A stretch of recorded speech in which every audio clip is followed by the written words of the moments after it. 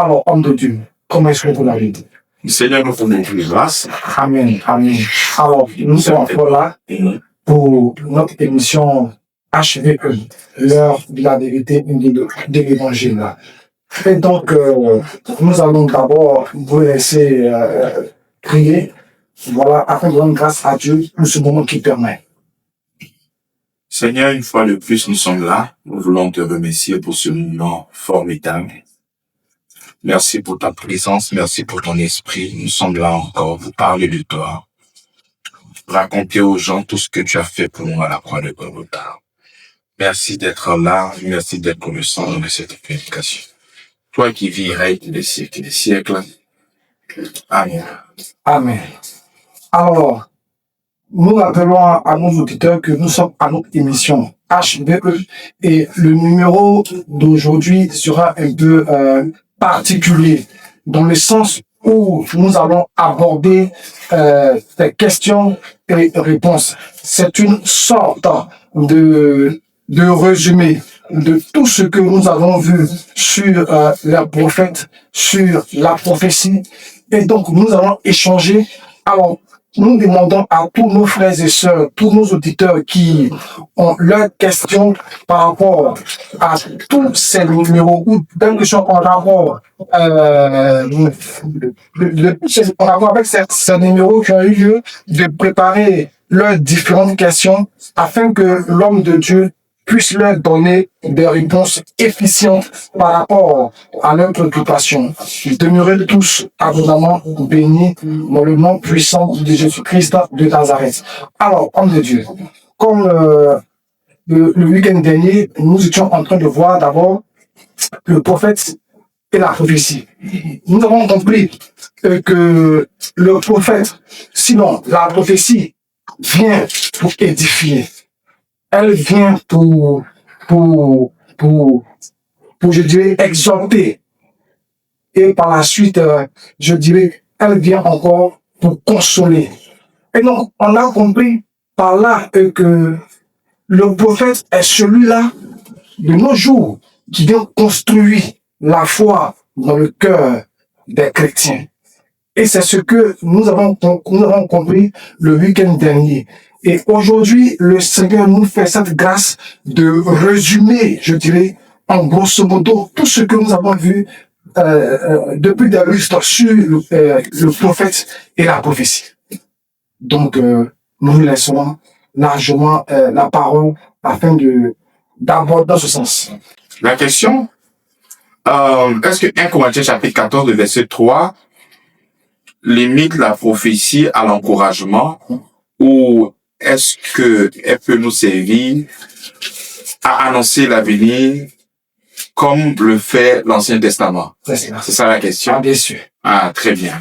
Alors, lorsque nous prenons 1 Corinthiens chapitre 14, le verset 3, la Bible nous dit, c'est lui qui prophétise au contraire, parle aux hommes, les édifie, les exhorte et les console.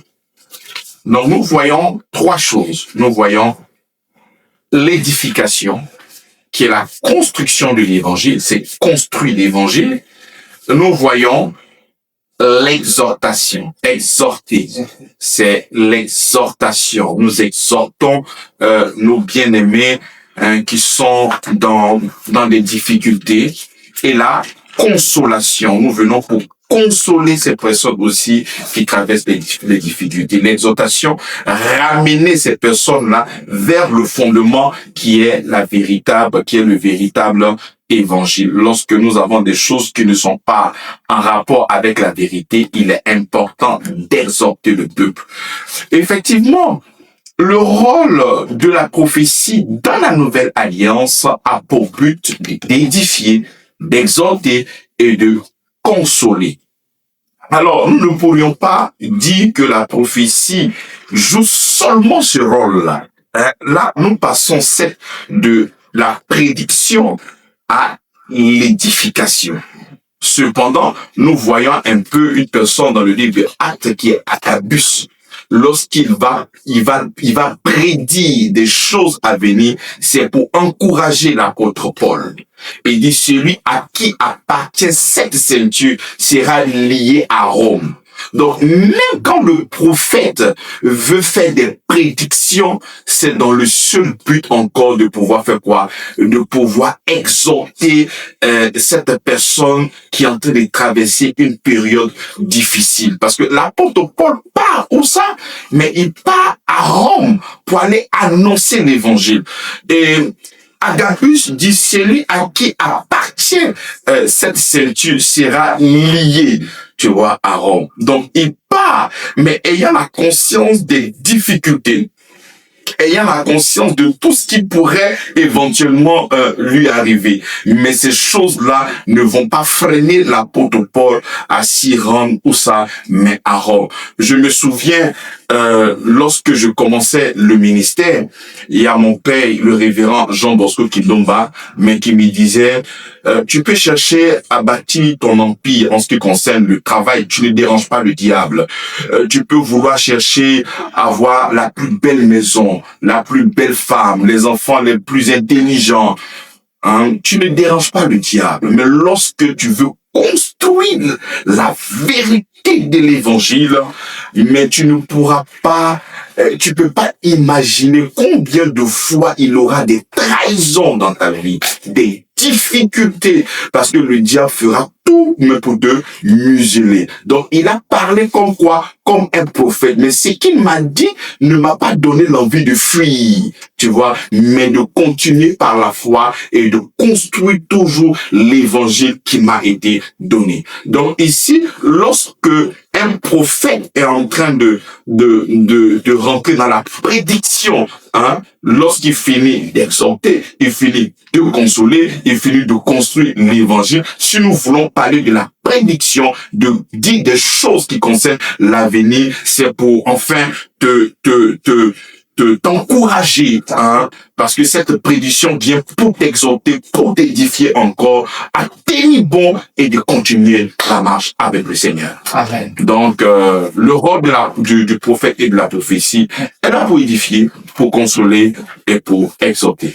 Alors, donc, tout compte fait annoncer l'avenir n'est plus je dirais, de leur ressource, n'est plus important pour eux. Non, comme j'ai dit, même quand parce que on ne peut pas dire que le Saint-Esprit ne peut pas. Non, ce n'est pas ne peut pas. Voilà pourquoi j'ai dit c'est de la prédiction à l'édification. Donc, dans cette nouvelle alliance, la prophétie a un rôle. Quel est le rôle? Ce n'est pas la prédiction, mais c'est l'édification. On est d'accord? Maintenant, lorsqu'il arrive à un prophète de toucher l'avenir, c'est encore pour pouvoir t'exhorter, de pouvoir te consoler pour cette marche dans laquelle tu es en train d'entrer. Amen. Voilà. Alors, si nous devons comprendre ce que vous dites, donc, lorsque le prophète parle de l'avenir, normalement, il doit parler de la prédiction, c'est-à-dire que il doit, je dirais, comment aborder ce sujet? Lorsque le prophète est en train de parler de ce qui est à venir, oui, il est en train, par exemple, d'aider l'Église à traverser des périodes troubles, et en train d'aider un frère dans la foi à traverser des périodes troubles. C'est pour ça que l'exemple que je peux te donner, c'est avec Agabus. Agabus fait une prophétie. Et cette prophétie-là n'est pas une édification. Ce n'est pas lié à l'œuvre de la croix. Il dit cette personne, parce qu'il est en train de parler de l'avenir, cette personne à qui appartient cette ceinture-là sera liée à Rome. On est d'accord? Donc, cette prophétie vient pour fortifier Paul dans son voyage missionnaire.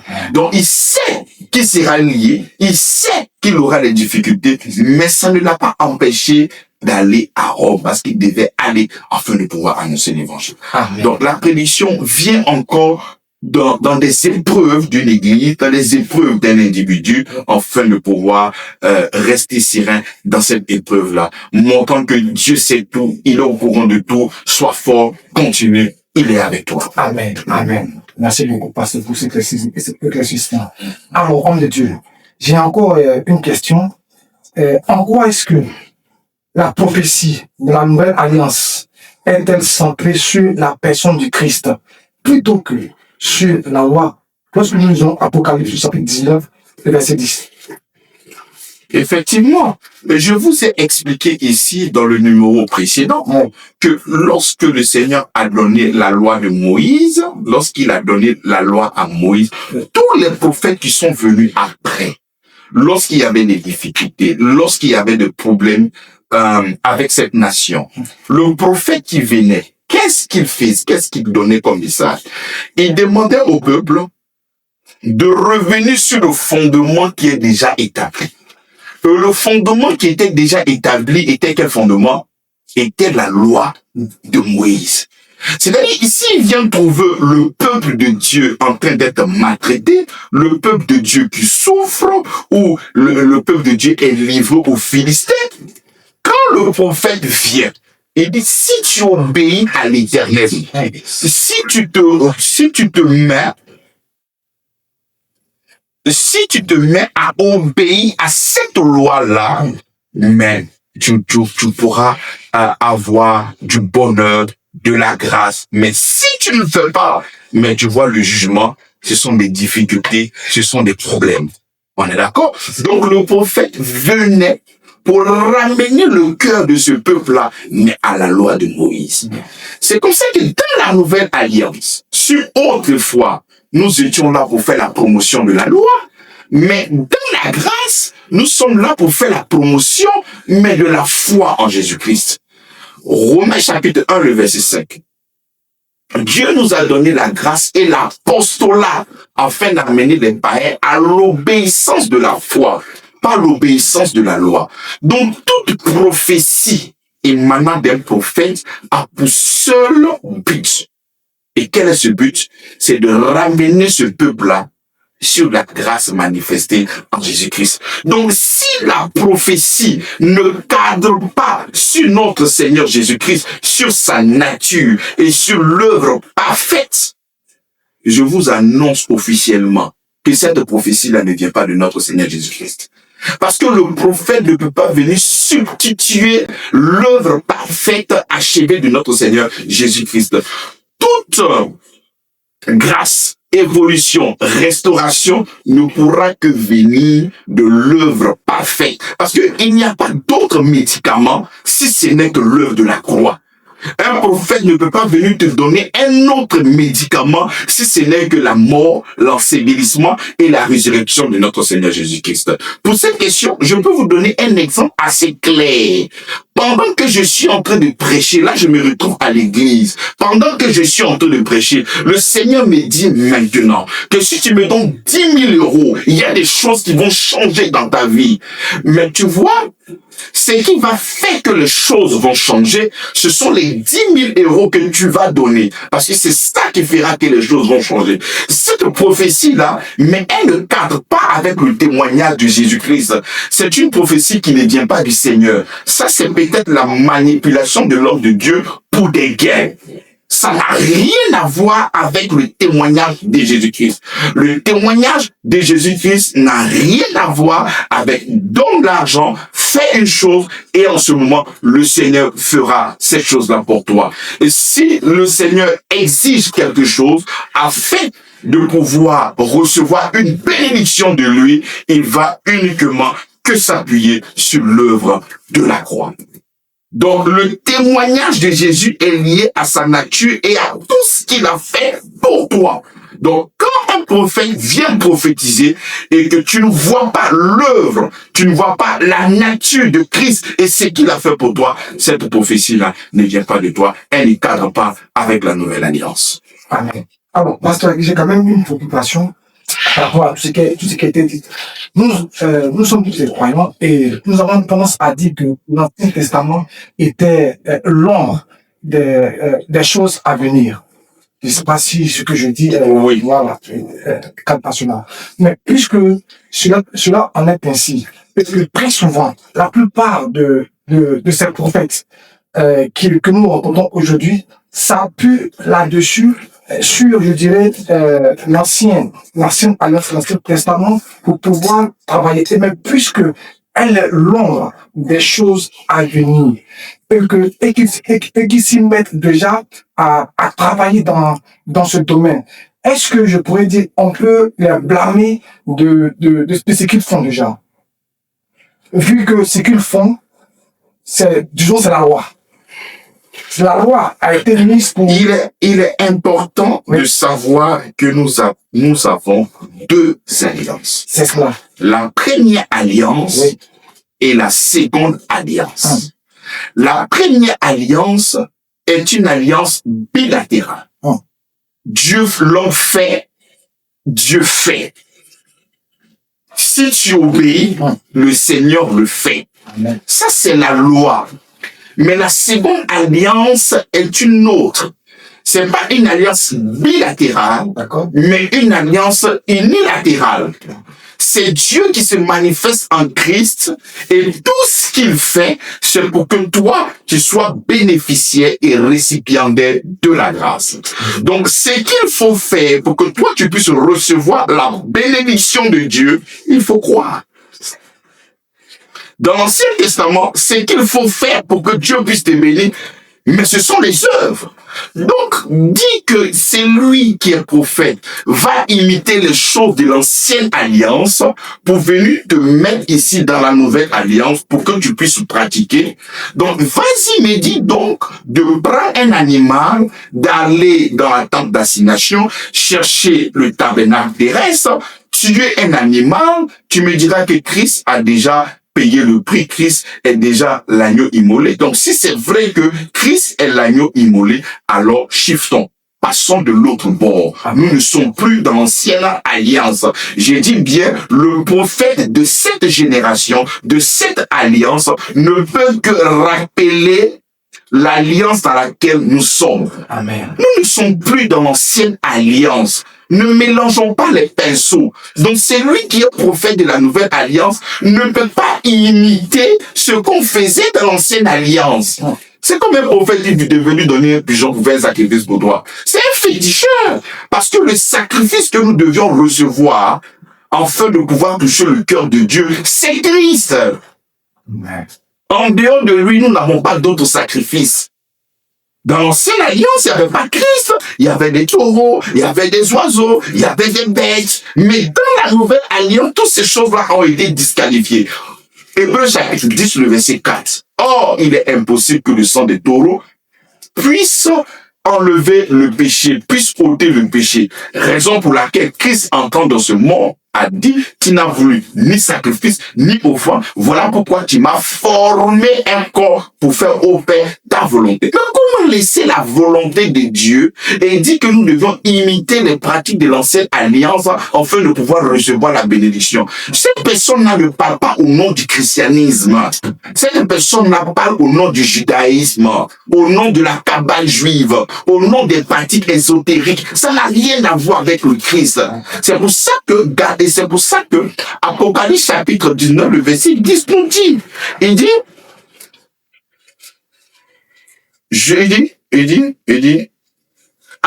car le témoignage de Jésus est l'esprit de la prophétie. On dit le témoignage de Jésus. Lorsqu'on parle du témoignage de Jésus, c'est le témoignage de tout ce qu'il a fait. Par ses maîtresses, nous sommes guéris. Il est parti à la croix. Il a porté notre malédiction. Il a fait ci, il a fait ça. Donc le témoignage de tout ce qu'il a fait est l'esprit de quoi? De la prophétie. Si. Voilà. Donc pas autre chose. Amen. Si tu viens rappeler la loi, tu te trompes de public. Nous sommes là au nom de notre Seigneur Jésus-Christ. Amen. Amen. Bien-aimés qui nous prenons en marche, il faut rappeler que nous sommes à notre émission HVE, l'heure de la vérité de l'évangile. Et cette fois-ci, ce numéro est particulier parce que c'est un résumé de tout ce que nous avons vu sur le prophète et la prophétie que nous sommes en train de faire sous forme de questions-réponses. Et donc, à toutes ces personnes, à tous ces frères et sœurs qui ont des préoccupations ou qui veulent poser des questions dans la même veine, sont priés de le faire maintenant sur les réseaux sociaux ou sur les différents numéros que nous allons donner plus tard. Alors, homme de Dieu, j'ai également une question. Quelle est la différence entre un croyant qui exerce occasionnellement le don de prophétie et celui qui est établi dans le ministère de prophète? Alors, selon 1 Corinthiens chapitre 12, c'est une capacité ponctuelle du Saint-Esprit. Et ce don-là, tout croyant l'exerce, parce que nous qui avons le Saint-Esprit, vos filles et vos filles prophétiseront. Nous avons donc cette capacité de voir quelqu'un qui est en train peut-être de traverser une période difficile. Le Seigneur me met à cœur de te dire maintenant que cette situation ne pourra pas te faire du mal. Continue ta marche avec le Seigneur. Donc ça vient dans un moment très ponctuel et répond à quelque chose dans le cœur de quelqu'un. Soit peut-être cette personne est dans les difficultés, cette personne traverse des périodes difficiles, et là, le Saint-Esprit en toi te donne une pensée et tu libères cette pensée-là, tu vois. Et cette personne-là est comment? Elle est soulagée. Je peux vouloir faire la bâtisse, le siège de l'église grâce sur grâce, soit sur un hectare qui se trouve à Bergerville, ou sur 3 hectares qui se trouvent à Yopougon. Je peux être comme ça en train de cogiter dans mon esprit, et je trouve l'un de mes frères dans la foi qui vient, je sais pas pourquoi le Seigneur me met à cœur de te dire faire le truc à, comment on appelle, mais à Yopougon sur les 3 hectares. Tu vois, c'est quelque chose qui est ponctuel, tu vois. C'est une prophétie que tout le corps du Christ peut l'exercer, tu vois, que ce soit ton frère dans la foi. Le Seigneur me fait comprendre que toi, apparemment, mais tu as un don d'exhortation, parce que tu as un don de générosité, tu as un don de temps, tu vois.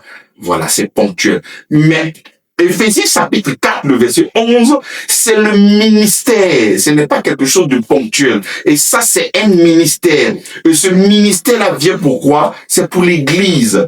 Corriger la doctrine. Lorsque une église se détourne de la vérité de l'évangile, le prophète vient ramener ces personnes-là sur la vérité de l'évangile. Ramener le fondement de quoi? De la vérité. Ce prophète-là vient, selon 1 Corinthiens chapitre 14, verset 3, il vient pour faire quoi? Pour construire. Mais construire quoi? Mais construire l'évangile dans le cœur de ses bien-aimés. Il vient pour exhorter. Lorsque l'apôtre Paul finit de convertir ces personnes en Corinthe, il trouve que ses frères font n'importe quoi, mais il les exhorte en leur disant, mais votre corps n'est pas le temple, votre corps est le temple du Saint-Esprit. Ne faites pas de ce corps-là un lieu de prostitution, comme des membres d'une prostituée. Donc, le prophète, le ministère prophétique se trouve, c'est dans l'église, il est membre du corps du Christ, et sa partition, selon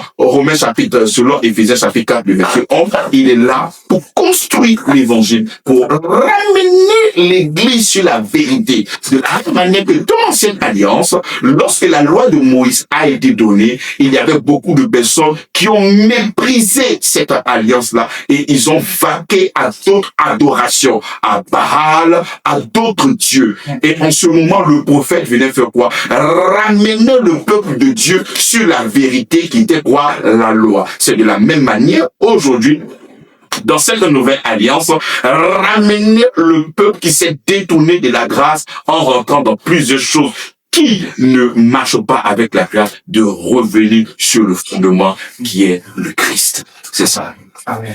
Donc, on doit voir le prophète comme un architecte de l'évangile. Exactement. Alléluia. Que le nom du Seigneur soit glorifié. Alors, nous poursuivons nos questions. J'ai une question qui est la suivante. Pourquoi, contrairement aux prophètes de l'Ancien Testament, dont la parole était la loi, le Nouveau Testament ordonne-t-il systématiquement de juger ou examiner ta prophétie?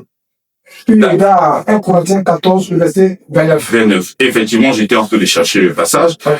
Pour ce qui est des prophètes, que 2 ou 3 parlent et que les autres jugent. Et cette approche-là n'était pas donnée dans l'ancienne alliance. Pourquoi? Parce que le prophète avait l'exclusivité, tu vois. on ne pouvait entendre la voix de Dieu chez le prophète. Donc, aucune personne ne pouvait discuter. Le seul moyen dans l'ancienne alliance pour savoir si cette personne a prophétisé au nom du Seigneur, il dit si tu vois la prophétie s'accomplir. Donc on ne pouvait que éprouver la prophétie par rapport au temps. On est là et on regarde pour savoir si cette prophétie a eu son accomplissement ou non. Si la prophétie n'a pas eu son accomplissement, alors ce n'est pas Yahweh qui a parlé. Si cette prophétie a eu son accomplissement, mais gloire au Seigneur, c'est effectivement lui qui a parlé. Donc on ne pouvait pas juger un prophète. Il n'y avait qu'une seule personne.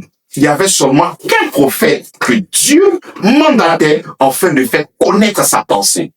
Mais c'est différent dans la nouvelle alliance. Dans la nouvelle alliance, ce n'est pas le prophète seul qui est en relation avec Dieu. Non.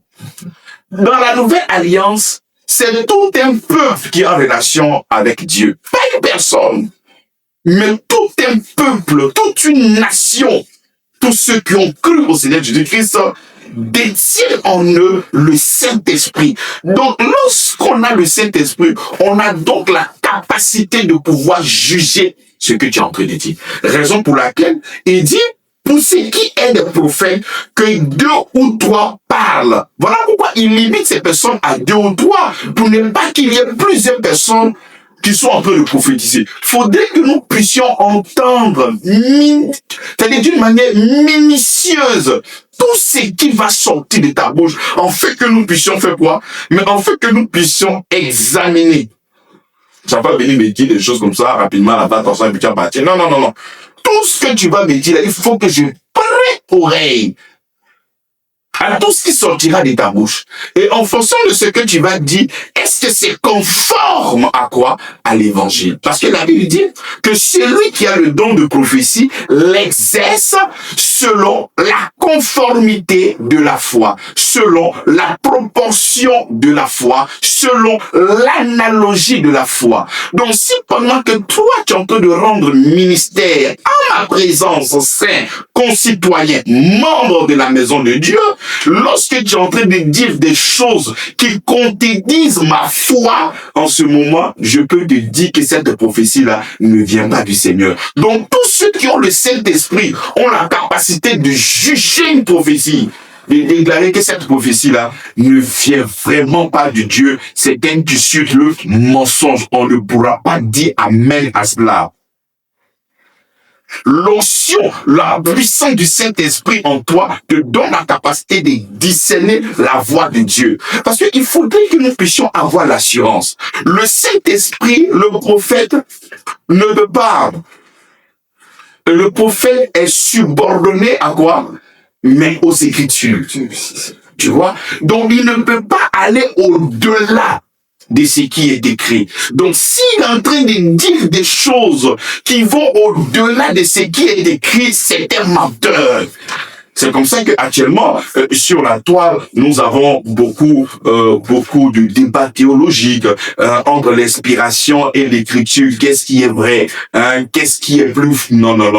Le combat, il n'y a pas vraiment de combat parce que c'est poussé par l'Esprit de Dieu que ces personnes-là ont écrit, tu vois. Et le Seigneur révélait la vérité par fragments. Donc c'est vrai qu'il a donné telle vérité aujourd'hui. Demain, nous pouvons shifter parce qu'il y a une autre vérité encore qui vient. On est d'accord? Par exemple, tu vas lire Exode, on va dire que Dieu maudit sur 4 générations. Mais après, quand Ézéchiel vient, il dit non, l'âme qui pêche, c'est l'âme qui mourra. Donc tu vois que c'est dynamique. Donc à chaque fois, le Seigneur inspire et il vient encore corriger. Lorsque le Seigneur était devant la femme qui a commis l'adultère, la loi demandait de faire quoi? De lapider. Mais qu'est-ce que le Seigneur a dit? Il dit que c'est lui qui n'a jamais péché, lui jette la première pierre. Mais ce qu'il faut remarquer, c'est que Jésus est l'accomplissement de toute la parole de Dieu. Christ est la totalité de la parole de Dieu. Donc lorsque Christ vient, il va fermer la porte à toute autre inspiration, si ce n'est que des vérités qui concernent Christ. Donc quelqu'un qui est inspiré dans cette génération-là, et son inspiration vient contredire la parole de Dieu, faut chercher à l'attacher, c'est un menteur. Amen. Il ne peut pas aller au-delà de ce qui est écrit. Amen. Voilà. Les Écritures sont comme les rails. Donc, si ta prophétie est le train, il faut que ton train là puisse rouler sur quoi? Sur les rails. Si ça déborde, non. Alors, une prophétie qui n'a, je veux dire, rien à voir avec les Saintes Écritures, c'est pas une prophétie. Une prophétie qui ne cadre pas sur l'œuvre totale, l'œuvre parfaite, l'œuvre achevée de notre Seigneur Jésus-Christ n'est pas une prophétie qui vient de notre Père. Non. Il faudrait que cette prophétie soit encadrée par qui? Par Christ. Voilà pourquoi nous devons juger cette prophétie-là. Amen. Juger. Un Thessaloniciens va plus loin et dit prenez ce qui est bon. Et reprenez ce qui est bon et rejetez. Mais si ça vient de Dieu, on ne peut pas rejeter quelque chose qui vient de Dieu. C'est parce que on peut avoir des prophètes qui peut-être même sont mal affermis et qui ne comprennent pas véritablement le son de l'évangile. Par exemple, je peux vous donner une image. Le Seigneur me fait comprendre que si tu n'obéis pas à sa parole, il va te tuer. Tu vois, Dieu ne parle pas ces genres de paroles-là, tu vois. Et si on a ces genres de paroles-là, ça se trouve dans l'ancienne alliance. Dans la nouvelle alliance, sois fort, fortifie-toi, garde le regard sur les aides, le problème ne va pas te tuer, tu vois. Donc c'est très, très différent. Il faut toujours que la prophétie touche exclusivement l'œuvre de notre Seigneur Jésus-Christ. C'est pour cela que nous devons juger toute prophétie. Amen. Amen. D'accord. Nous avons également une question de Dieu. Comment le prophète actuel suscite par rapport au canon de la Bible peut-être apporter une nouvelle doctrine? Ah, tu vois, j'ai même dévancé, je pense que le reste de la première question, je suis allé sur ça. Donc la question c'est quoi? C'est comment la prophétie actuelle se situe-t-elle par rapport au canon de la Bible? Peut-elle apporter une nouvelle doctrine? Voilà. Et c'est ce que aujourd'hui, pour pouvoir légitimer certains enseignements, on est obligé de dire que Dieu m'a dit. Hein? Dieu m'a dit. Et il y a beaucoup aujourd'hui, prends le cas peut-être des branhamismes, hein? Ils sont venus avec encore des bouquins, tu vois. La parole de Dieu ne suffit pas. Va chez les Mormons, ils ont aussi écrit leur Bible. Va chez les témoins de Jéhovah, ils ont aussi écrit comme on appelle des brochures. Donc la parole de Dieu n'est pas exclusive pour eux. Non, il faudrait encore une autre révélation. Donc eux, ils vont créer maintenant leur canon biblique. Parce que les canons de la Bible ne suffisent pas. Donc, ils doivent maintenant venir ajouter certaines choses afin de pouvoir légitimer. Quand tu prends peut-être la Bible, comme on appelle, catholique, lorsque tu vas dire à quelqu'un, mais il faut me montrer où est le purgatoire dans la Bible. Mais tu vas voir que le purgatoire est dans les livres d'hétéro-canoniques. Parce que c'est là-bas qu'ils vont puiser des choses qui leur arrangent. Vous comprenez? Et c'est ça le problème. C'est-à-dire, tu es obligé de dire que sous l'inspiration du Seigneur, Dieu m'a donné une révélation. Dieu m'a dit des choses. Et ce sont ces choses-là que je dépose dans un document. Donc, tu es en train de faire quoi? Tu es en train de contredire des écrits qui émanent de la Bible. Il faudrait que la population, il faudrait que le monde entier sache que nous ne pouvons pas venir déposer d'autres limites que ce qui a été posé par l'apôtre Paul. Non, il dit que l'évangile qu'il a posé, personne ne peut venir donner un autre fondement que ce qu'il a posé. Quelle que soit ton illumination, quel que soit Dieu qui t'aurait parlé, ton écriture ne peut pas venir contredire ce que l'apôtre Paul a annoncé. Dès que tu penses que ton écriture vient contredire l'apôtre Paul, il faut savoir déjà que tu causes beaucoup avec Satan. Parce que tu ne dois rien retrancher, tu ne dois rien ajouter. Ça force que vous dites. Oui, très fort. Il faudrait que nous puissions avoir des positions, mais d'une radicalité exacerbée. Il ne faudrait même pas que nous puissions balbutier. Non, on doit être clair dans notre position. Toute vérité qui ne manque pas de la Bible, nous ne disons pas Amen. Mais Jean même a été très dur sur ce verset-là. Très, très dur. C'est-à-dire, je pense même que c'est le verset le plus compliqué, mais de la Bible. Il n'a pas été sympathisant. Non. Il n'a pas joué avec ça. Il va plus loin et dit, si quelqu'un vient à vous et n'apporte pas cette doctrine, donc il est en train de pointer la doctrine qu'ils ont déjà laissée. On est d'accord? Si on prend à partir du verset 9, quiconque va plus loin et ne demeure pas dans la doctrine de Christ, il dit, il n'a point Dieu. La doctrine de Christ, c'est l'enseignement que les apôtres, la saisis par le Saint-Esprit, ont laissé comme un témoignage, les épîtres. Donc il dit, quelqu'un qui va plus loin et ne demeure pas dans la doctrine de Christ n'a point Dieu. Celui qui ne demeure pas dans cette doctrine n'a pas le Père et le Fils. 10. Si quelqu'un vient à vous et n'apporte pas cette doctrine-là, ne le recevez pas dans votre maison. Il dit, ne le dites même pas salut. Il va plus loin. Car celui qui lui dit salut participe à ses mauvaises œuvres. Il a été très, très dur, montrant l'importance de la doctrine de Christ. Faut pas blaguer avec ça, parce que c'est la vie qui est là. Laissons la parole de Dieu et n'allons pas sur autre chose. Restons uniquement que sur la parole de Dieu. C'est ça. Amen. Vraiment, ce sont je dirais, des réponses fortes à des préoccupations très fortes. Vraiment, homme de Dieu, nous comprenons beaucoup de choses parce que avec, je dirais, le domaine de la prophétie et des prophètes, c'est vraiment délicat. Parce qu'aujourd'hui, nous avons tellement de choses que parfois, tu te poses la question de savoir, est-ce que c'est vrai? Est-ce que le Seigneur est véritablement avec nous? Est-ce que tout ce qu'ils font là, c'est de Dieu? Et les enfants de Dieu se perdent à travers toutes ces choses. Et parfois, on se pose la question de savoir, est-ce que il y a encore la foi dans l'Église? Oui, est-ce que la foi encore, elle y est encore eu égard ce que nous observons par rapport aux prophètes, par rapport aux prophéties qui se donnent ça et là, qui n'ont rien à voir avec les Saintes Écritures. Et c'est vraiment déplorable. Donc, c'est un cri de cœur afin que vraiment la vérité de l'évangile se sache. Et nous rendons grâce à Dieu parce que vous êtes déjà mains et pieds en train d'éclaircir beaucoup de points à ce sujet. Alors, nous allons aborder une certaine question. Voilà. Comment la prophétie actuelle là se situe-t-elle? Donc, ça, on a déjà posé ça. Voilà, c'était la sixième question, c'est savoir que signifie l'affirmation. L'esprit du prophète est soumis au prophète. Ah, effectivement, j'aimerais savoir, en tout cas, ce que cela signifie. Parce qu'il y a quand même beaucoup de choses à dire à ce sujet. Le Saint-Esprit ne possède pas une personne d'une manière irrationnelle.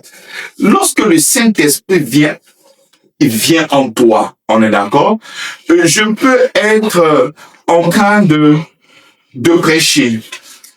Et pendant que je suis en train de donner l'homélie, je peux avoir une révélation, une pensée forte pour quelqu'un. Tu vois?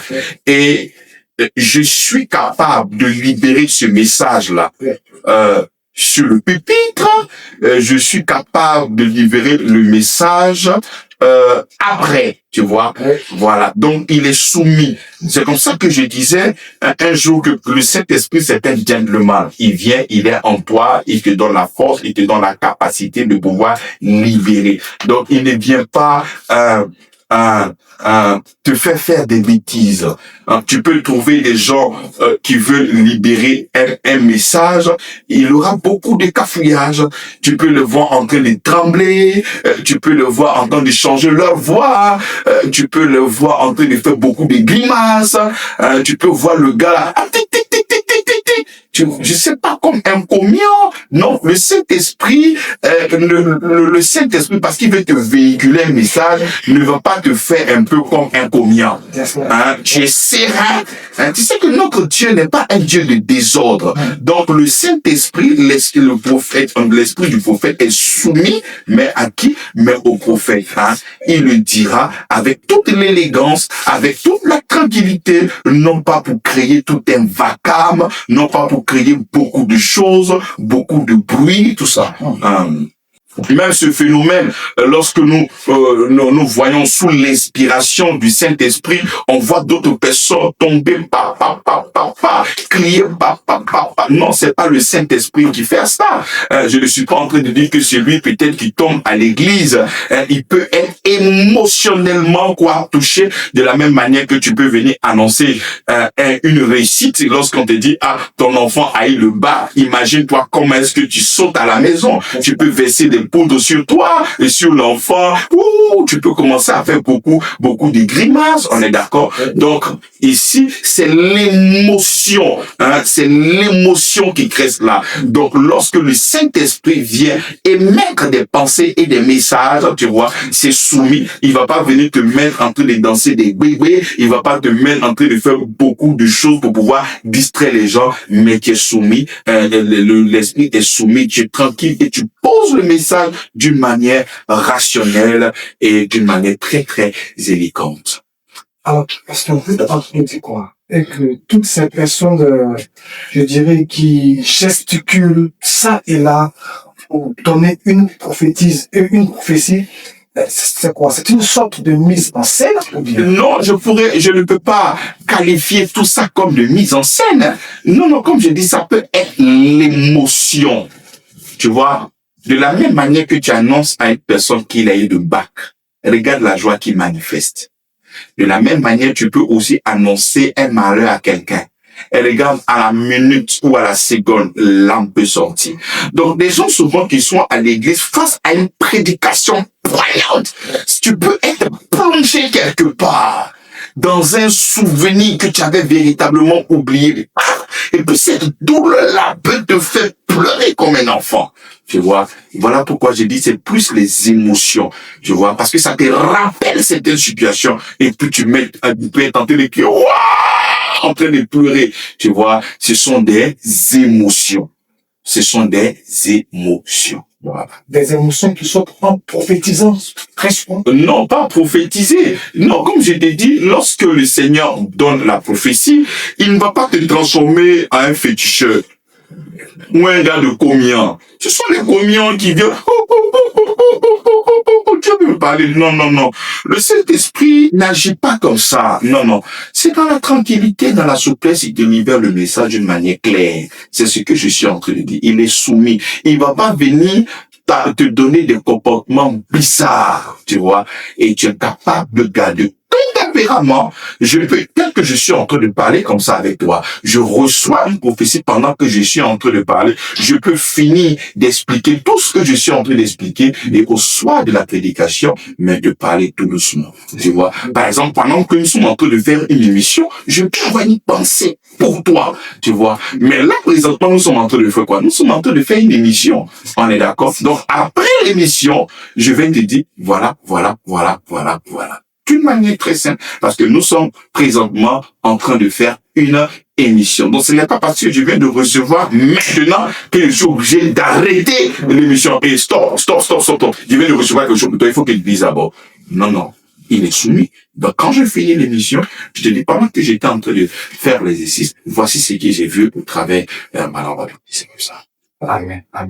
Donc, on peut dire qu'il travaille avec de bonnes défenses avec vous lorsque vous entendez. Oh, le Saint-Esprit ne vient pas pour te zombifier. Non. Je dis toujours, lorsque l'Esprit du diable habite en toi, on appelle ça possession. Mais quand le Saint-Esprit est en toi, on appelle ça habitation. Amen. Déjà, même les deux appellations montrent qu'il y a vraiment une très grande différence. C'est cela. C'est ça.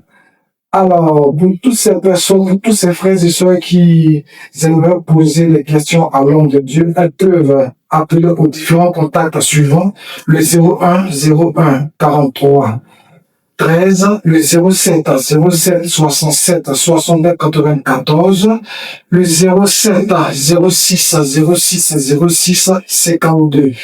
Et l'église Grâce sur Grâce est située à Toban, au camp quartier Zinsou 3. Et le programme de l'église est le suivant, les mercredis de 18h30 à 19h30, temps de prière 100% exaucement. Et de 19h30 à 21h, enseignement et délivrance par la parole. Et tous les dimanches de 9h à 12h, culte de célébration. tous les premiers vendredis de chaque mois, mini veillée de 20h à 24h. Alors, pasteur, nous avons également une dernière question. Si quelqu'un prophétise avec exactitude, mais sans amour, quelle est la valeur de son ministère? Alors, si quelqu'un prophétise avec exactitude, Ok. une prophétie chirurgicale, Bien sûr. mais sans amour, Ouais.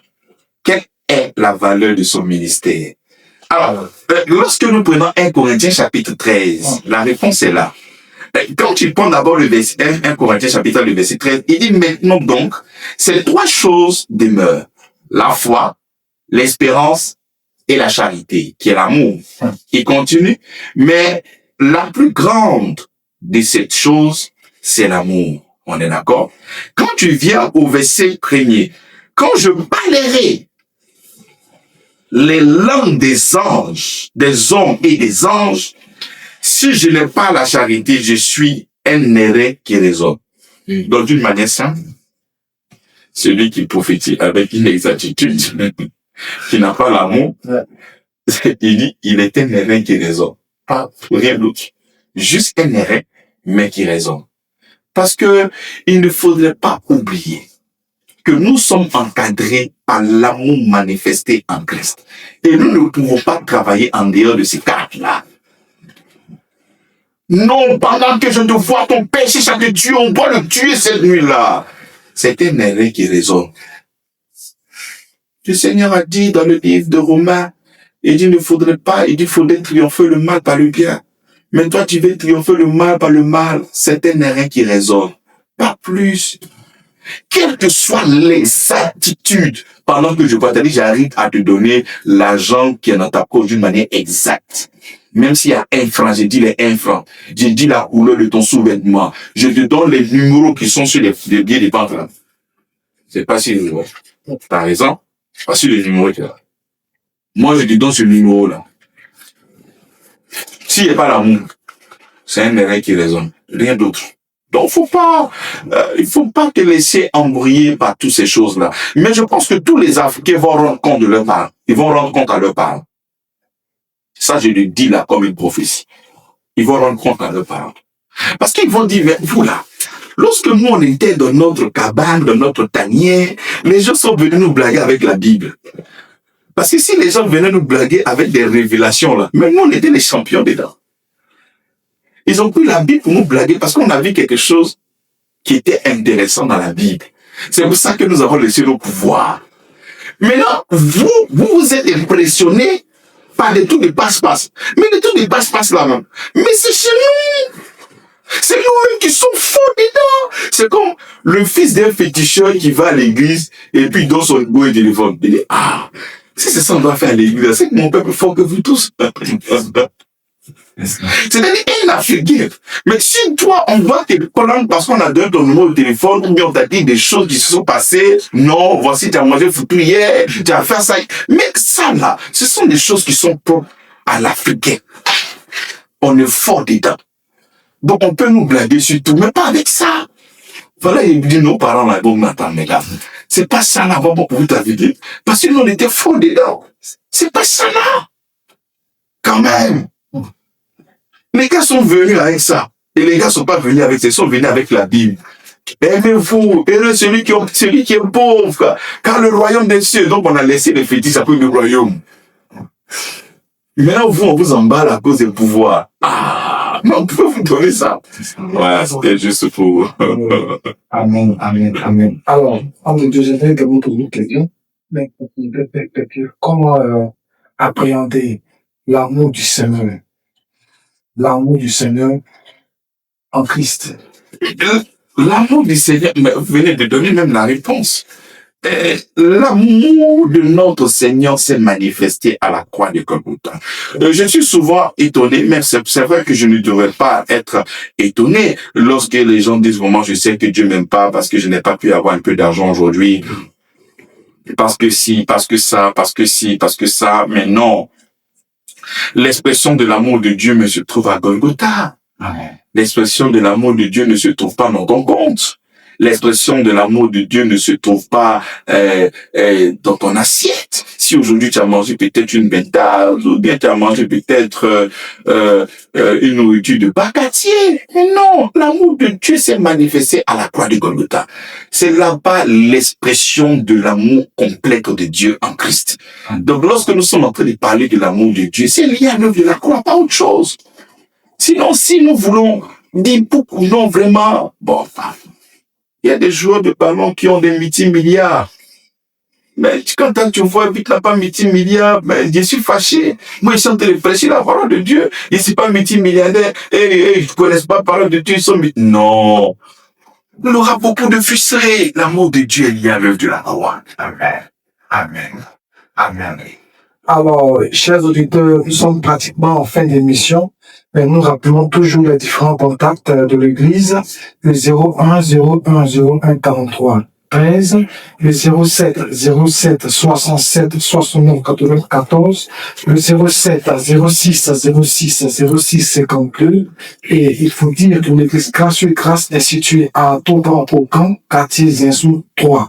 Le programme de l'église, les mercredis de 18h30 à 20h30, temps de prière 100% exclusivement, et de 19h30 à 21h, enseignement et délivrance par la parole. Les dimanches de 9h à 12h, culte de célébration, et tous les premiers vendredis de chaque mois, minuit dernier de 20h à 24h. Alors, homme de Dieu, il y a également une autre question. Il y a une parole qui dit que la foi vient de ce qu'on entend, et ce qu'on entend vient de la parole de Dieu. Ah non, c'est pas ce qu'elle a dit. Autant de moi à rien. Donc, j'aimerais en tout cas avoir plus de... La foi vient de ce qu'on entend, et ce qu'on entend vient de la parole de Christ. Merci. Merci pour cela.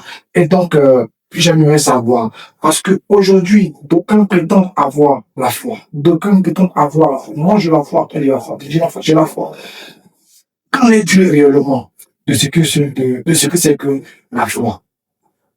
Oh, alors, c'est simple, nous allons interroger déjà Hébreux, chapitre 11, de verset 1er, qui nous dit « La foi est une ferme assurance des choses qu'on espère et une démonstration de celles qu'on ne voit pas. » Et tu vas voir, l'ayant possédé, ces personnes n'ont pas hérité ce qui leur était promis. Et qui sont ceux qui ont utilisé cette foi-là? C'est ceux qu'on appelle les héros de la foi, parce qu'ils espéraient. Mais nous, notre foi se trouve en Romains chapitre 12, le verset 1er. Il dit, ayant le regard fixé sur Jésus, lui qui est le chef et le consommateur de notre foi. Donc, la véritable foi, parce qu'il faudrait aussi savoir que nous avons une foi naturelle qui obtient des résultats naturels. Nous avons aussi la foi surnaturelle qui obtient des résultats surnaturels.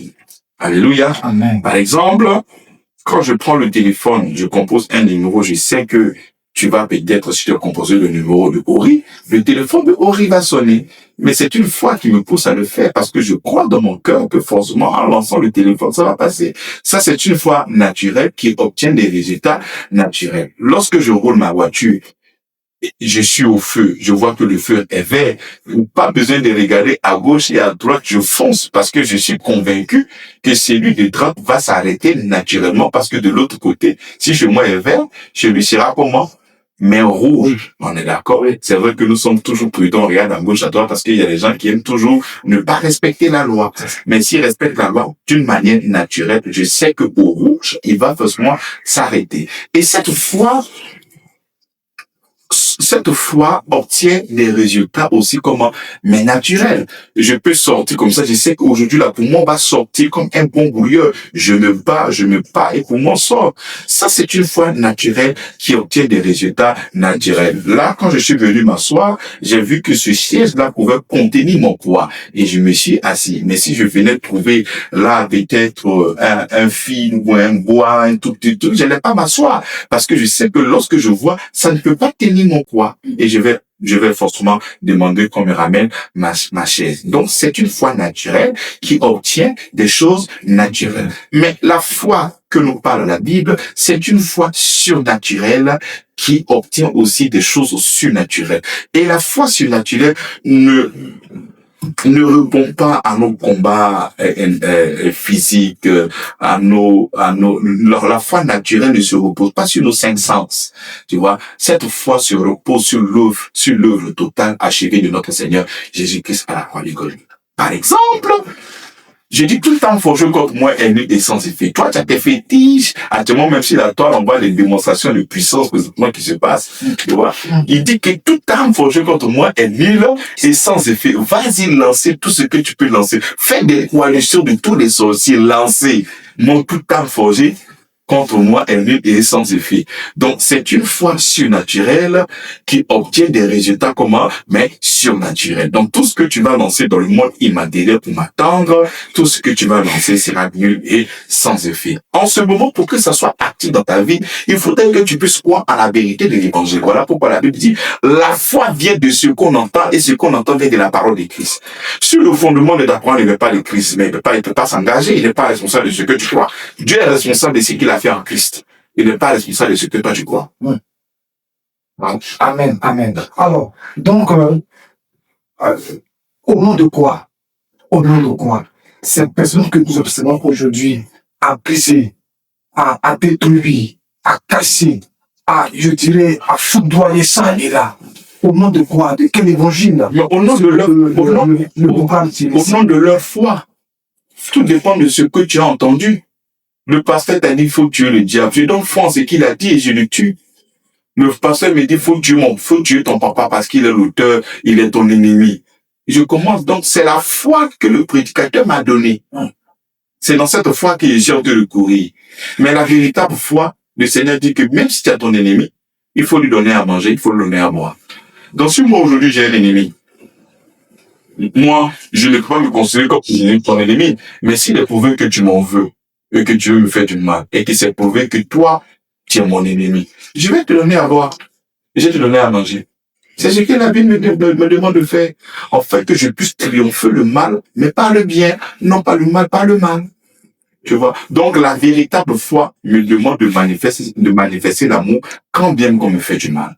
Amen. Tu vois? Et c'est la somme de ce que Christ m'a donné comme enseignement. Et c'est ça qui est dans mon cœur. Et ma foi se repose aussi ces écritures-là. Amen. Alors, homme de Dieu, il faut dire que nous avons épuisé le temps. Et donc, nous allons vous demander qu'est-ce que le peuple de Dieu, en définitive, doit retenir de votre entretien, de toutes ces questions que je te posais. Qu'est-ce qu'ils doivent retenir ce soir? Oh, beaucoup de personnes véritablement aiment Dieu, hein, mais ta sincérité ne te suffit pas. Faut véritablement te faire enseigner par la Bible. Amen. Ta sincérité, oh, je suis sincère. Aujourd'hui, nous étions à l'évangélisation. On voit des gens qui sont sincères, mais qui sont sincères dans le faux.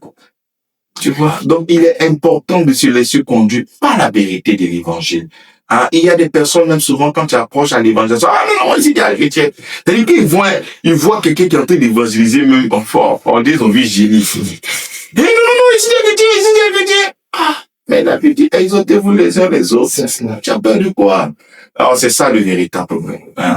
Aujourd'hui, est-ce que vous savez qu'il y a dans les églises où le pasteur interdit aux gens de suivre d'autres prédications?